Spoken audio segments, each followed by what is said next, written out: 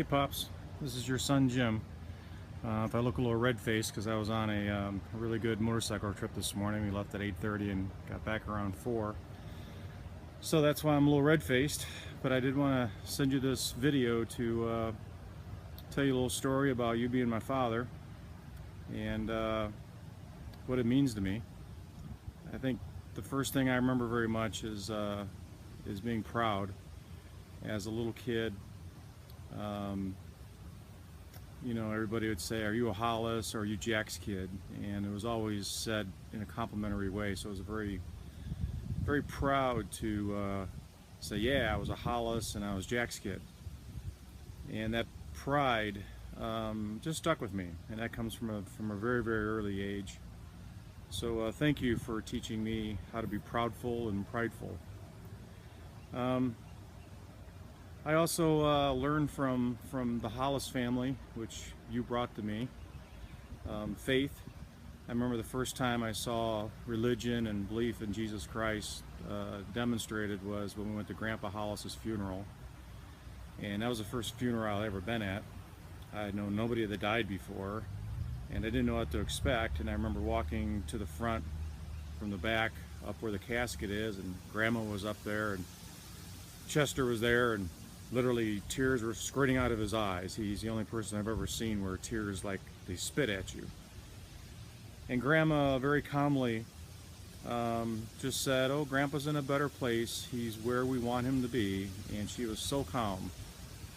And you know, that faith, I was probably 9 or 10 years old. So that was a very good, faithful moment that I learned from the Hollis family, which you were part of as my dad.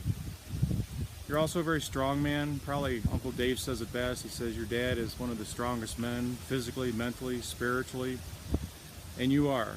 And you need to continue to be. It's probably not easy for you, but you're 85 years old and you're still teaching your sons and your daughter probably how to be a father. So thank you very much for being a very strong man. I've also learned confidence from you as my father. At a very early age, I remember when I needed to find you, like at an East Aurora basketball game, I would just look for your bald spot. And I remember, you know, people just saying you look just like your dad. And I don't mind that because I think you're a good-looking man. Even for 85, I would take you at 85, or me looking like you at 85. So I think I learned confidence that way. I knew I was going to look like you. I knew you were a good-looking man. I knew people liked you. And one of the things I've never worried about was my bald spot or my receding hairline, for example, because I've had confidence that it didn't matter. There's always some jerk or an idiot, you know, who wants to point out that you're losing your hair. But it never really mattered to me. And that's a simple explanation of confidence when things don't bother you. But I think that confidence also helped me in many other areas of my life.